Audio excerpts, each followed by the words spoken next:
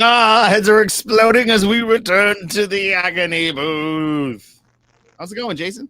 It's going well. Thank you very much. It's good to be here. Amazing. Well, before we continue, we must say thank you and greetings to our friends of the Transgressor level. Yes, we honor you, Holly Mac 79, and we honor you, our new Transgressor, Jonas Borg.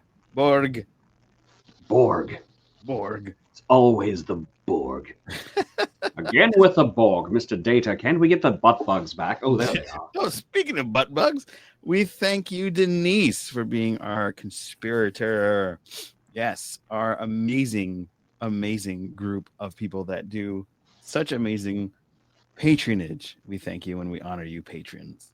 So I didn't make a synopsis, so I will give you the floor and you can come up with your own synopsis. Deep Space Nine teaches us that space racism is bad. Also, don't kill your own clone. It's time to kill the clone. All right. Well, let us hop into WTF Did We Just Watch?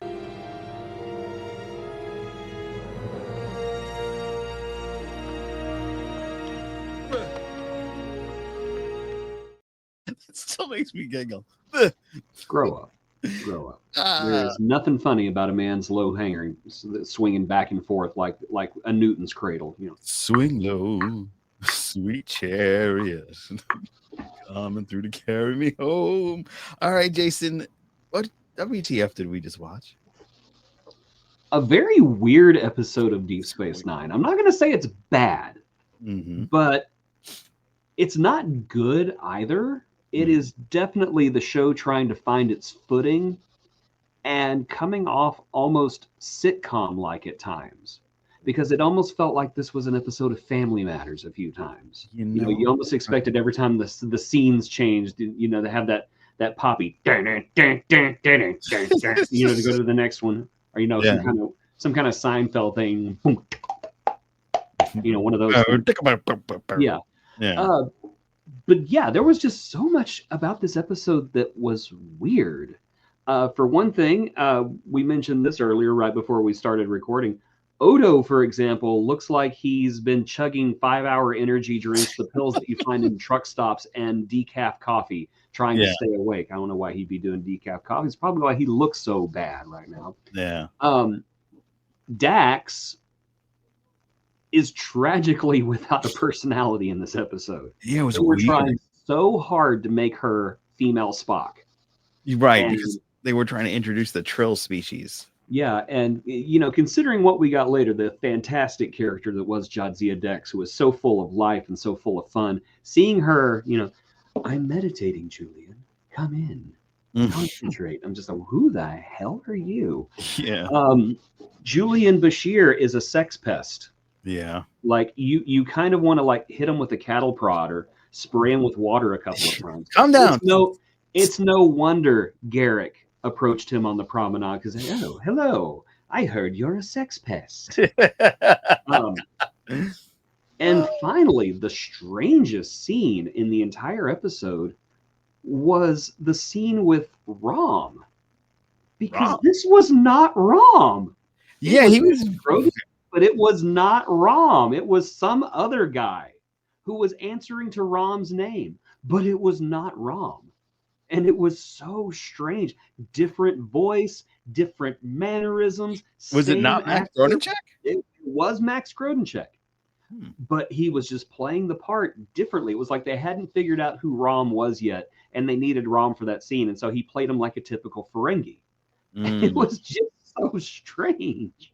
Wow. Everything about this episode is strange. And it's got Obi-Wan Kenobi in it, which is like, that is the WTF part of this episode is, why is Obi-Wan Kenobi there and why are they arresting him? Use the Force. Oh, sorry. Wrong universe.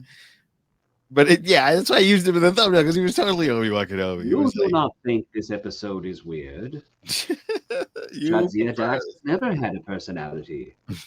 Julian Bashir is completely charming and not at all concerning. I felt that this was a strange episode, but not because of some of those other things that you mentioned, but because you know, the whole basis of it was grow a boyfriend. I don't know if you had those toys. Back to those. What are those? What the heck did you just grow a boyfriend? Yeah, grow a boyfriend. You didn't have that when you were a little kid. Water and watch it grow. That's strange because usually when you put them in water, they shrink. Yeah, shrinkage. Nod to our friend Melanie Smith. It was on Seinfeld, and she played Torzial. I was lucky enough to interview her in the Road to Trek Long Island last year. Highlight, especially hanging out with you and Jace in Trek Long Island. That was a big highlight of my year. Yeah, we'll have to do that again sometime. Well, we are going to do that again this June. Get your tickets to Trek Long Island so you can hang out with me and Jason. Well, mainly Jason. Yes. Yeah, but mostly me. Mostly Jason. Yeah. But yeah, when I was a kid, that was the thing. Like they had a bunch of different ones. They had to grow a dinosaur. I had like the Godzilla one where it would like grow a Godzilla or an off-brand Godzilla, like Godzilla, whatever they wanted to call him. Yeah. But yeah, I never saw. Honestly, some poor lonely teenager grabbed a girlfriend. It was like, at last I won't be alone. Oh no, she's only this big still. Oh no, man! I guess I can go be a sex pest like Julian Bashir. But yeah, I mean the whole thing, the imagery of them growing that clone in the jar was gross. It looked like goop. It looked very gross at first. It was like a giant petri dish that just kept making. And then when it was like a guy at like the mannequin, it was like, wow, that guy's perfectly symmetrical. His feet are exactly this. Like that's a mannequin. They put a mannequin. They weren't going to get an extra to submerge themselves in fluid, that's probably been sitting on the stage for a week and has things growing in it like little mosquito larvae and stuff. No, you couldn't pay me to do that. I'd do it. I would do it. I would have done it in a second. Yeah, give me $20 to do it. But the premise of this being this guy frames Odo, and there was like a murder mystery, which I like Odo episodes because it's usually some type of detective work that he has to do to kind of figure out what's going on. It's very Sam Spade, and I do like that. Yes. Yeah, and that's what I like about Odo episodes. But this one wasn't like that. It was like a strange way to do it, and Homeboy going and offing himself, and then recloning himself, but it was actually a clone, and the unresolved of actually was that the clone that he arrested, or was that the original? I don't know. I'm guessing I'm guessing he arrested the original. You would think, but we don't know. Why would you kill a clone just to have the clone kill you, though? That makes no sense. I don't know, because I think you believe your essence will go into the clone. I don't know. It was weird, very weird episode. And of course, we had the ultimate villain in Star Trek, Keiko, starting the school on this episode. Why? You don't think she was a villain the whole time? No, I do think that I'm not gonna say anything bad about Rosalind Chow. I love her when she's written Rosalind well. Mm-hmm. But she was not written well in this episode. Mm-hmm. She was okay in the second half of the episode when she was like, I'm going to start a school. And she was really passionate about it. She was bubbly and everything. And, she was facing adversity. But at the beginning, oh my gosh, I was just like, Chief, leave her. Oh, wow. Leave her. It wasn't just me. We agreed to come here. No, you decided to come here and I agreed. That's what an agreement is.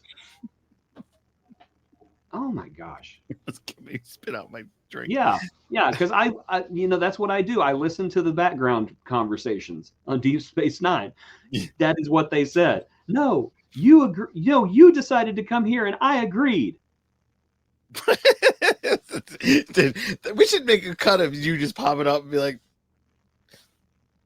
that's what I'm saying. It's like bad sitcom writing. Yeah, it was a little off. The scene with Julian and Jadzia in the holosuite, for example. Yeah, which is trying to like that was lifted straight out of Full House. I swear. It's like I don't know the name of the characters on Full House. Uncle Joey trying to teach Uncle Jesse, John Stamos, Uncle Jesse, how to play chess. He's like, concentrate, and then like the board bursts into flames. Well, I guess you're just not concentrating enough. It was a very odd scene.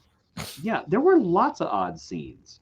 And okay, is it just me or were they trying to set up Cisco and Dax at the It very beginning? seemed that way, which was odd. Yeah, because Like, everybody else is like, oh, yes, the commander and Dax are going to be going at it, if you know what I mean. mhm. And then, they have that dinner together. It's like, no, this will take some getting used to.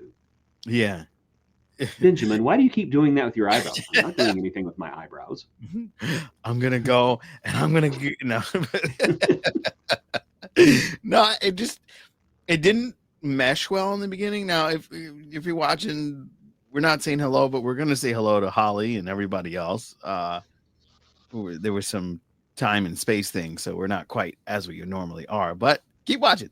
Anyway, It's my fault. It's my fault, everybody. I couldn't be here Friday, and so I was like, hey, Joe, let's record this early. Nobody will know. Well, now everyone knows, Joe. Thank you. well, I can cut it out if you want. Everyone knows I'm the unreliable one. You're not unreliable. You were busy. It's fine. We're so reliable. You're so reliable. You were doing it on time beforehand. Look at that. Look at that reliability. You're the man. And we appreciate you. Yes. You want to know who else is the man? Because I want to point out I need to wait for redeeming features to do that. So I'm going to wait. Okay. I'm going to follow the show format because I'm a responsible young man. Yay. All right. Well, let's see. Why would they do that?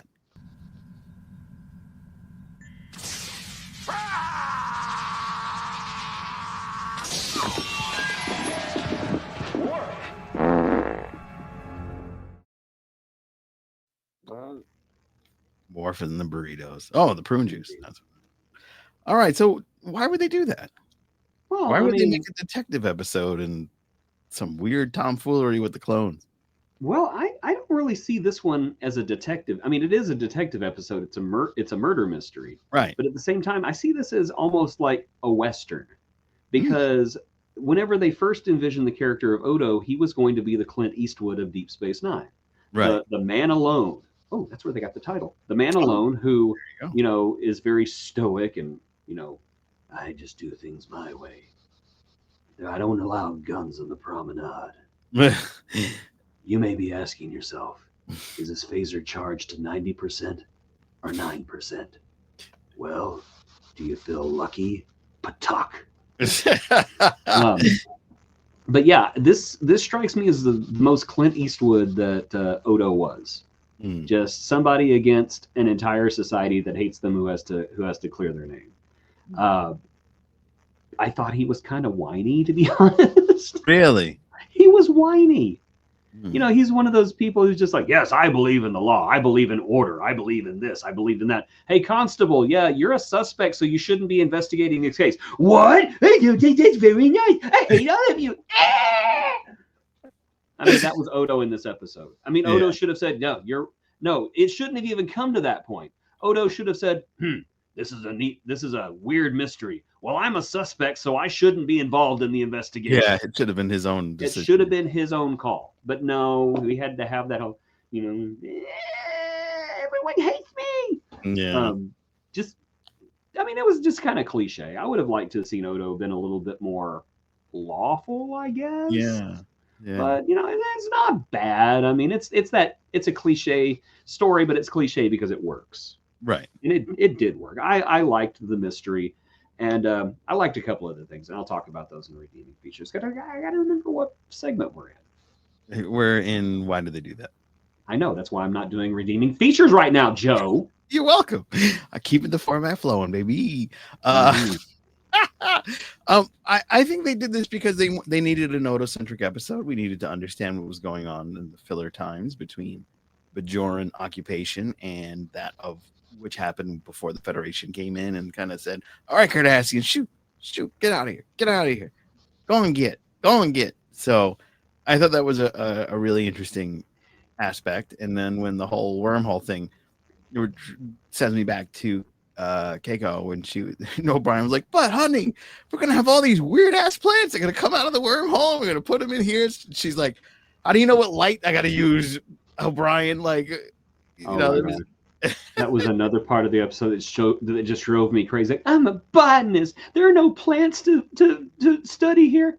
There's a wormhole over there with all kinds of weird plants to it. Yeah, But you have to be on a ship, and I'm not a ship. Well, I can get you put on a ship. I don't want to be on a ship. There was nothing that she just wanted. It was just basically, I'm going to be the whiny shrew, and nothing's going to make me happy. Yeah. Badly written. Yeah, poorly written. Unfortunately, Keiko was the victim of bad writing in this series, and that's why we often look at her as the villain.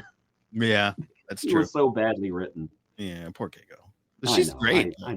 I love Rosalind Chow. I love her. Mm-hmm. But there were times I did not like Keiko. Yeah. One of the things that I wanted to share with you on this, related, I got to meet Molly, and she's actually a interior designer now. Yeah, I saw a picture of her not too long ago. Beautiful. And it was like, this is the actress who played Molly O'Brien. I was like, it is not. Right? I was thinking the same thing. No, it isn't. You're not like Molly. 30. What's going on? Yeah, this is some bull crap. I don't she's an interior designer. The forward progression of time blows. Yeah, it's so weird. And she's like my age. We're like the same age. I was like, I thought I was older than her, but I don't know, math. But yeah, they had to do an auto-centric episode. It really filled in exactly what's going on with the Bajorans and how they feel, and anybody kind of connected to the Cardassians is a no-go. It's like, nah, yo, we don't want anything to do with that. And I thought that was an interesting aspect, but also it was like, okay, this crowd's going in a little bit too hard. Shifter, that one guy that was in front, like when they had the pit, they might as well just had pitchforks. And where did they get that random brick from? I was like, I got a brick, even though it's a space station. Hey, every time a console explodes, rocks come out. So I'm sure there had to have been there must be rocks somewhere. Yeah. I really enjoyed the riot scene one because it was like 8 people. And they're like, we have this gigantic riot on the promenade. And I'm just watching it and going, do you though? And then the fact that they were just sitting there going, shifter, shapeshifter. That's like if Worf walked out and everybody went, Klingon, Klingon. And he goes, yes, thank you. Just like Odo's just in there going, these morons are just like looking at things and yelling what they are. He goes, shifter, control panel, airlock, glass, rock. Oh. And then of course the mob. Now I think that the guy in the front was in on it and he knew the whole time. They never said if he was. No, they never did. But I think he was just manipulated, I guess. I want to say that he was. I don't know. There was so much about the mystery that was literally dropped at the end. Yeah, I felt that way too. It was just like, Julian solved it. Okay, let's keep going. Oh, and the clone just woke up and he's starting a new life. And oh, cool. I can't wait to see that. But do you know what that was?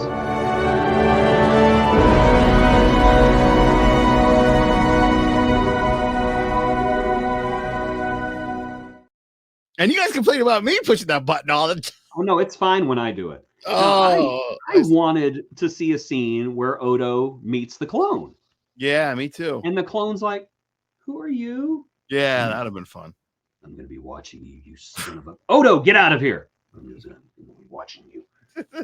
The clone's sitting there in bed going, he seems nice. He's my new friend. Maybe there's something like slightly wrong with the clone. Oh, that would be amazing. How do you feel? This crayon tastes like purple. Oh, my God. Well, we did scrape him off of a Petri dish. So. Yeah. Oh, my God. Probably shouldn't have cleaned that Petri dish with my spit. Sorry. Now he's 32% sex pest. Oh. Boobies are good. I like boobies. Oh, man, I can see that. I would like that version of the. I like boobs and spots. Yay! Yay! Oh, sorry, sorry, Dax. Yeah. Another thing that I thought about this episode that I was weird and wondered why they would do that. I mean, I understand why they would do it, but they didn't really give.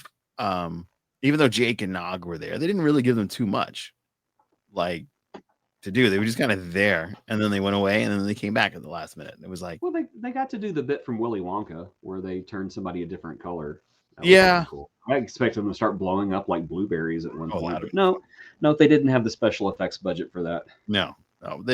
But let's get into redeeming features with our new theme. Thanks to our friend, the Synthetic Ensign. Thanks, dude.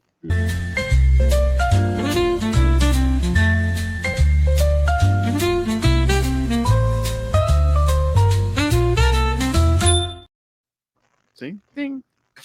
All right. Yeah. It takes a minute, but I still don't see the ding at the end. But if you do, that's fine. All right. That's off right before the ding. No, there's a ding. Oh, okay. Whatever. If you saw the ding, comment below. Let us know.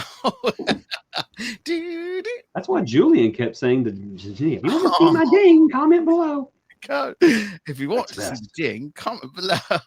No, Julian, cut it out. All right, redeeming features. I'll let you go first for sure. I loved Quark in this episode. I loved him. I thought he was. It was honestly this early in the series to see Quark with being written that well. Just the fact that he speaks up for Odo when he hears people talking crap about him, and then he surreptitiously gives Odo the list of people that he knew that the guy talked to in prison, and he just has this look on his face like, and then he walks out. So and you know what, Rene Auberjonois was great in those scenes too. Yeah, because you really got that relationship between Odo and Quark already developed. So those scenes with them together, 10 out of 10. I thought that they were great. And as much as I complain about Keiko on this show, she really did fit in well as a school teacher. Yeah, like the second half of the episode for her was a redeeming feature. And I would argue to say that later on, whenever in the finale, whenever she who will not be named comes to the station and it's like, my child, we have to shut the school down because we have to teach about the prophets and nothing else. I really liked Rosalind Chow in that episode. I thought she was magnificent. Stood up for it. Yeah, I wish they'd kept Keiko as a school teacher like throughout the whole show, because I really liked her in that role. But unfortunately, war and stuff, and can't have that, I guess. We can't learn when we're at war. You kids gotta go fight. Take these phasers. Go and get. You're an ensign now. You're an ensign and you're an ensign. There's a ship out there called the Valiant. Get on it. It'll be fine. Go on. Aww. Yay! We're children. That's a way to do it. To me, one of the most gratifying redeeming features is they did the whole face-off thing at the very end. When he gets Obi-Wan, he's like, "Oh, I know where he is," and Odo goes into a ship, and he pulls him, but it's like, "But that's Obi-Wan Kenobi. That's not Ibudane." And then he grabs him and like puts him in a chokehold, and then does the that's not it's not a ghost, it's Merritt McCheese. It was a Scooby-Doo ending, and I have to admit I should have put that earlier in the episode, because I remember watching that thinking, oh my gosh, yeah, I can't remember. Ibudon, like Zoink Scoob. This whole time, my alarm just went off. Yeah, this whole time he was with us the whole time. I want to say that there was a greater conspiracy against Odo, and I really think that guy that kept going Shifter was with that and with Ibudon. I really think that they were planning something bigger, and they just kind of dropped the whole thing. It could have been, but like I said, I think that that whole storyline just got dropped by the end of the episode. I think it just ran long, either that or they had to put in that totally interesting scene with Dax and Julian in that stupid bubble in the holodeck, and I don't know why was that scene there when we could have had more closure. Just don't get it. Same.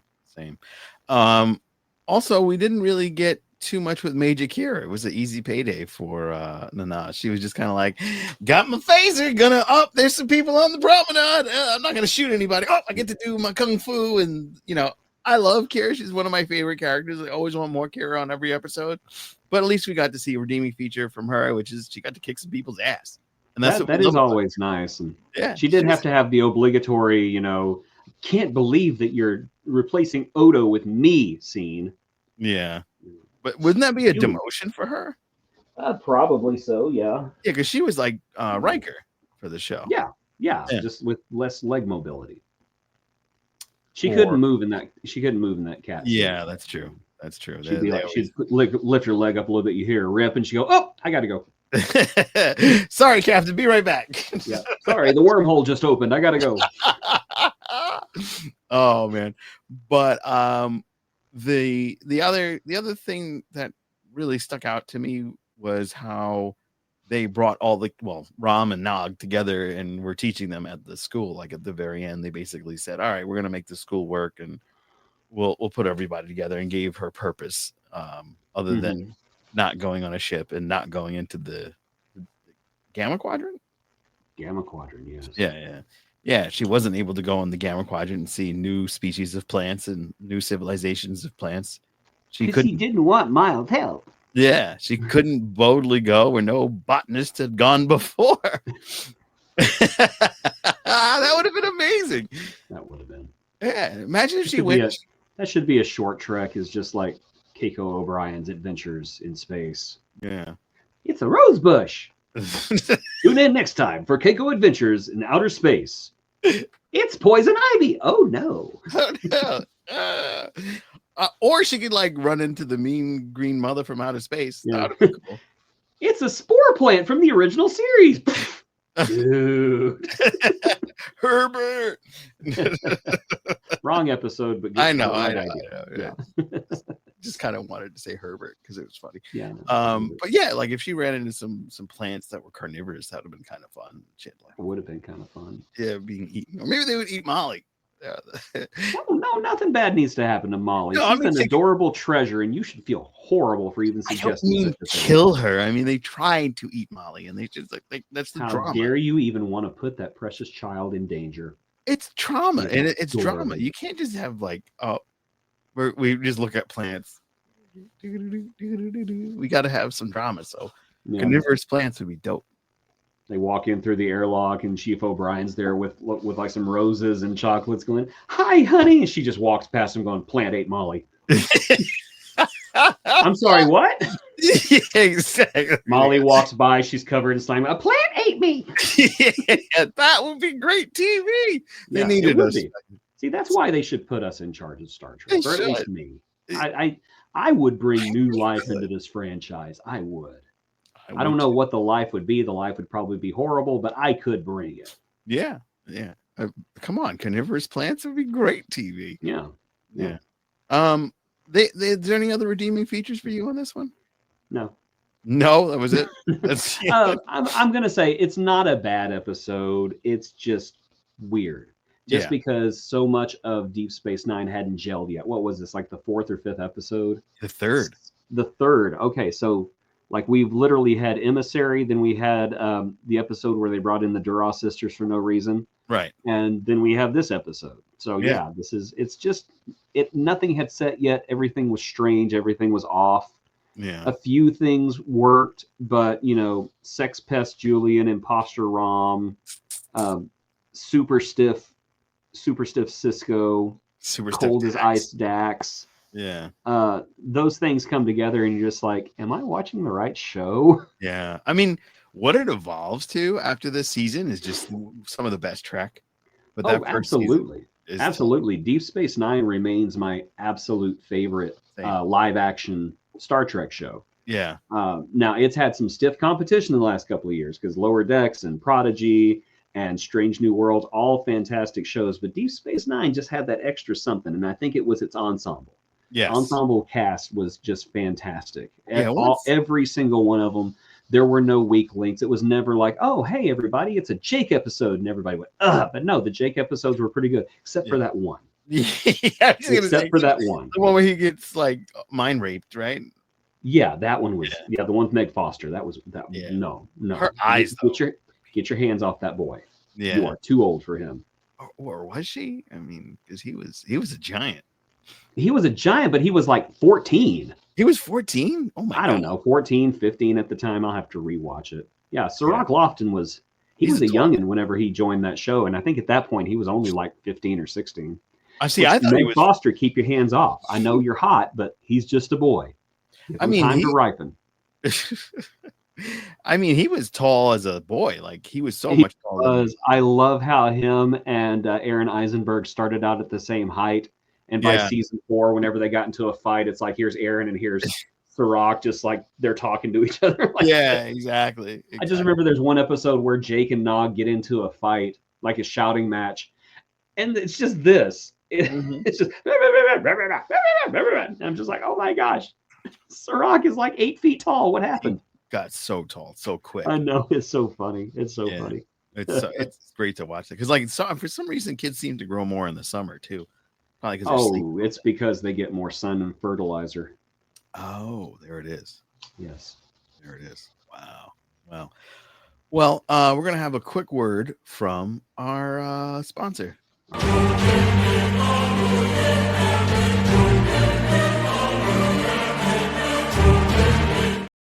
Yes, Teddy is gonna come see you this June, and we're gonna be talking Trek Long Island. Teddy's gonna hang out. It's gonna be a lot of fun. He's your favorite canine in New Jersey, so he's ready for you to come hang out. I'm gonna bring defecating Demona.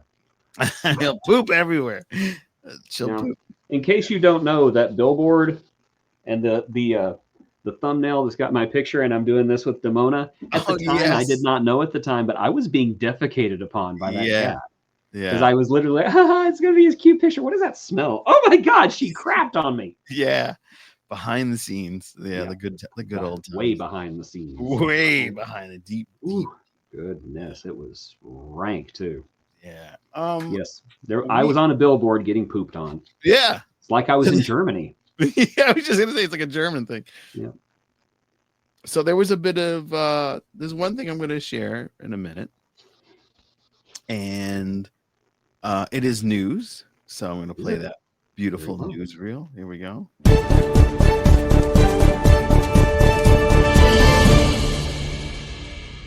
Let me catch up.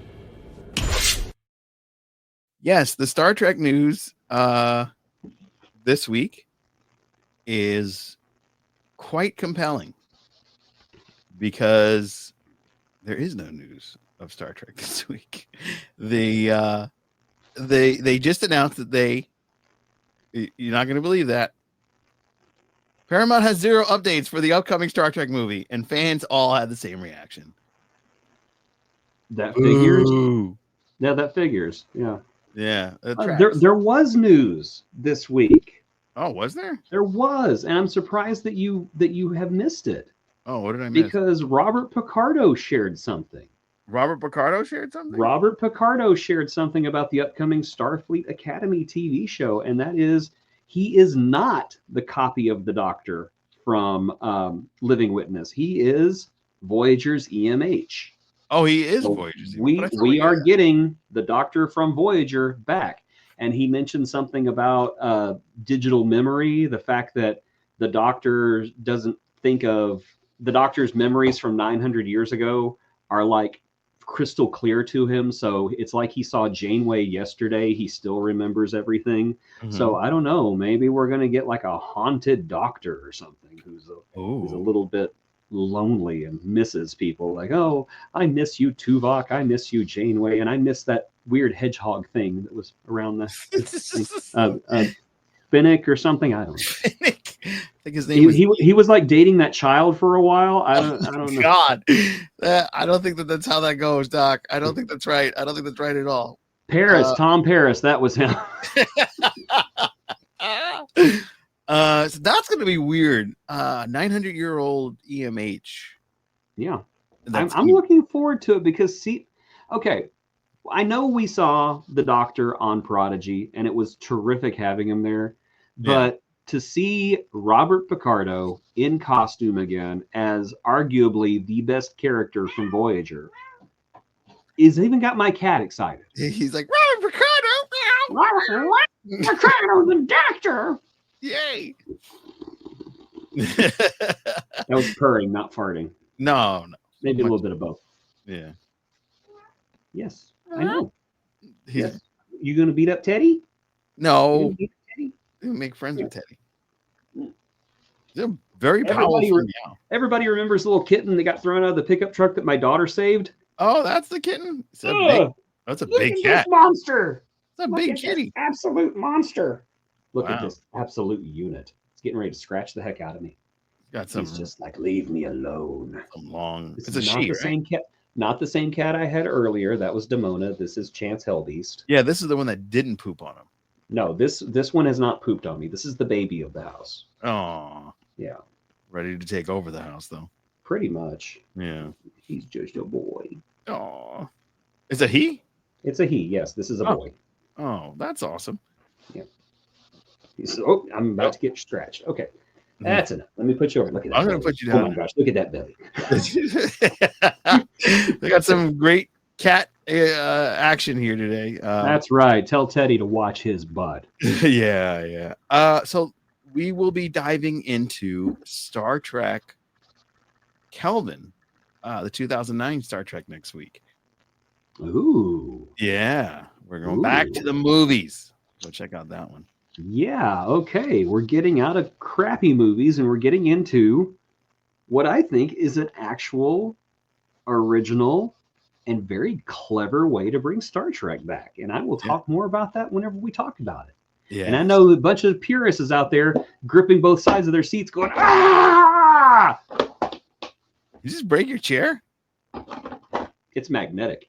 Oh, that's cool. Yeah, I can hear it snap back. Watch, listen. Oh, snap very back. cool. That's a cool This is chair. also Yeah, I remember seeing the video that you did. So that's Yes. pretty cool. Yeah. yes. Well, These are awesome. I love this chair. yeah, it seems nice. It seems like a very nice chair. Memory foam. Oh, magnetic memory foam. Who knew that you needed such luxury when doing a Exactly. podcast? Well, the chair maker You did. should buy one and tell them that I sent you. Wait a minute. We're not sponsored. They're sponsored Because you, not us. Yeah, well, Ewin sent me this, and it's a really nice chair. I'm just saying that if you feel the need to, go buy one and tell them that I sent you. Go plug that on your show. This is not an advertisement. This is okay. Wait a second. Hold up. Every time I post something, you come up underneath it like Jaws going, and incidentally, he's on a podcast called Club, and you can watch it. Like, Joe, this is But it's not my dog dying. Yes, I have a dog too. Learn about it on Captain's Quadrant. I did not post about your dog. Did I? No. I didn't post about. There was something else. Oh, dude, you're gonna make everybody make me feel like I'm the bad guy on the show. I don't want to be Keiko. You don't want to be Keiko. No, It's this gig. Gig's death brought to you by the Captain's Quadrant. Oh my God, that's not the way to do it, man. No, you were like, I'm having a bad day, and I was like, well, don't worry, we're gonna do our show, and you're gonna feel a lot better. That's what I was like, dude, my dog died. Why are you doing this now? It wasn't when the dog. It was before that. It was something else. Let me grieve for my boy. I said, I'm very sorry your dog died. I know how it feels. I don't, but you know, not right now. I feel like I'm getting it. I know how you feel when Satan came and took my real dog and replaced it with that demon dog that now lives in my house. I know exactly how you feel. I mean, I had a dog when I was younger. It wasn't really my dog. It passed away, and I was very sad. So I have empathy for you. But I did not come and commandeer that section. I commandeered something else. I think you're. I think it was like watching this going, why is he laughing about his dog dying? Because this is the way I process things. This is the way I process things. No. It was I popped up for something totally different. Just FYI. I think I'm pretty sure. I laughed. I really did. I laughed. I was like, "Oh, Joe, you opportunistic creep." But I'm pretty sure it wasn't. It wasn't when your dog. No, it wasn't. It was. It was something later. I just said like later that day. I have had a really bad day today. And then it's gonna be better because we're gonna be on the Captain's Quadrant, and I'm just like. I was just trying to cheer you up. I'm gonna hijack it with stories about my dead dog. That's what Fizzgig would want. Yeah, exactly. It's exactly what he wanted. So stay tuned for next week. We're gonna dive into the Kelvin universe. We're gonna be solo like Dolo, and we're gonna have a lot of fun. I don't know. It was just gonna be us. It's gonna be the duo, the Captain. Solo like what? Dolo. I don't know what it means. I heard some young kids say it today on the bus. And I'm like, that sounds cool. Dolo must mean something nice. Are you Googling it? I have to Google that. Hold on. Let me Google it too. Solo like Dolo. Dolo. Let's see. Kid Cudi. It's Kid Cudi. Ah, there it is. Kid Cudi's a Star Trek guy, so I will support. Released in 2013. Oh, why is the kid saying it today? I don't know. Kids are dumb. Yeah. Well, thank you for listening. Thank you for watching. And if you are on our Patreons, thank you for listening to this early. You too can get an early advanced listen on our ears only section of our tiers on Patreon. So consider subscribing and you'll get wonderful things like free t-shirts, stickers, a thank you from us. If you join the top tier, you'll get your name and your social media tag on our Wheel of Agony, which is a very fun section of our show. So think about it. Go and check us out. It's patreon.com/Captain Squadron. There is a slew of goodies available for you and every other patron there. We have wonderful people that are very happy to be a part of the Patreon. It also gives you access to our Discord where we share Star Trek art, which is a new fun aspect of our podcast. So please be sure to come by there and check that out. Have you hung out in our Discord, or is it just me? I'm gonna be honest. I don't know how to use Discord. Oh, okay. So it's just never messed with it before. That's something you can show me whenever I come to Long Island this summer. There we go. And you come and hang out with us in Long Island so you can see me teach Jason how to use Discord. Patreon only. We'll make Joe feel guilty about hijacking my dog's memorial page. It wasn't the dog. It wasn't the dog. It was not that. It was something else. I think it was before your dog passed. Hope nothing ever happens to like my parents or my kids. Like, I feel so lost right now. Well, we know where to find you on the Captain Squadron. Lord, it's making me sound terrible. I am opportunistic, I will say. I am being hyperbolic. Joe didn't actually do any of this allegedly. Allegedly. All right, but yeah. Please be sure to like, share, and subscribe, and we'll see you next time. And just another reminder on that Patreon: you become a patron, you can get a T-shirt add-on for free, which is much better than paying for it. So it's part of the perks. Sort of. Not wrong. I'm not wrong. It's not wrong. No, not wrong. I am wrong. You're technically paying for it since you become a Patreon, and you do give us money. But you're not wrong. I'm not wrong. It's cheap. It's much cheaper. Yeah. Okay, everybody. Thanks for hanging out with us. Take care.